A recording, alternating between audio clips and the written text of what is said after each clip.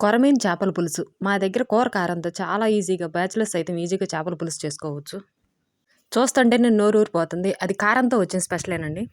మార్కెట్‌లోనే చేపలని నీట్‌గా కడిగి కోసిస్తారు. ఇంటికి తీసుకొచ్చుకున్న తర్వాత ఉప్పు, పసుపేసి మళ్ళీ వాష్ చేసుకున్న తర్వాత ముడి కారం కేజీకి 1 స్పూను, సాంబార్ కారం కేజీకి 4 స్పూన్లు వేసి, అల్లం చిన్నుల్లిపాయ పేస్ట్ కలిపేటప్పుడు సగం వేసుకొని, ఉప్పు వేసి బాగా కలపాలి. ఇంకంతేనండి. ఇంకా ఏ మసాలాలు పని లేదు. ఎందుకంటే మన సాంబార్ కారంలోనే దినుసులన్నీ ఉంటాయి.